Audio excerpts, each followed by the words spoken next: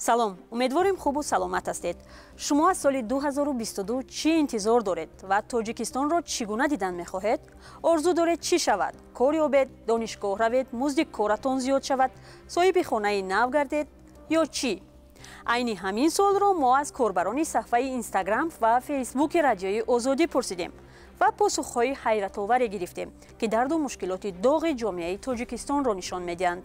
Як орзуи асосии аксарияти мардуми шабакаҳои иҷтимоӣ ин будааст, ки соли оянда маошҳо зиёд ва нархҳо арзон шавад. Яке аз ин корбарон, Амин Файзов аст, ки навиштааст, мехоҳад маоши миёнаи кормандони давлатӣ $1000 шавад.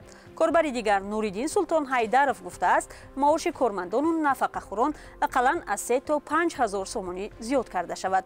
орзуҳои дигараш чунин аст: мубориза бо порахӯрӣ пурзур шавад, нархи хонаҳои баландошона арзон шавад, андоз мувофиқи даромад бошад, интернети баландсуръат бо нархи дастрас ҷорӣ шавад, квотаи президентӣ барои донишҷӯ духтарони ноҳияҳои дурдастро 2 баробар зиёд кунанд.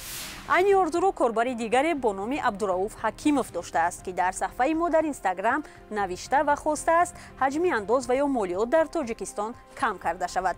молиёте ки шикоят аз он дар соли 2021 бисёр зиёд буд.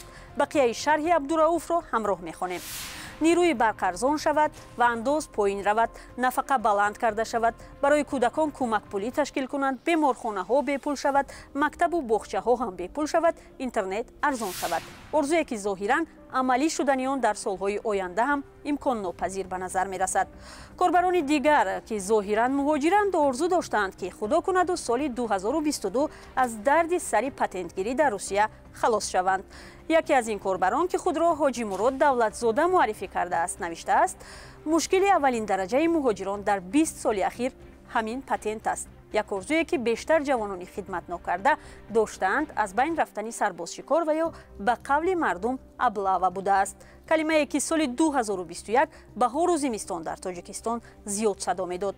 бахтовар Юнусов, як корбари радиои Озодӣ, дар Инстаграм орзу кардааст, ки дар соли 2022 аблава аз байн бурда шавад. гурӯҳе аз корбарон дар бораи ислоҳоти сиёсӣ дар Тоҷикистон орзу карда аз мақомот хостанд, ки ба ҳуқуқи бунёдии мардум ба мисли озодии сухан эҳтиром гузоранд, ҳаққе ки аз маҳдуд шудани он дар кишвар зиёд гуфта мешавад.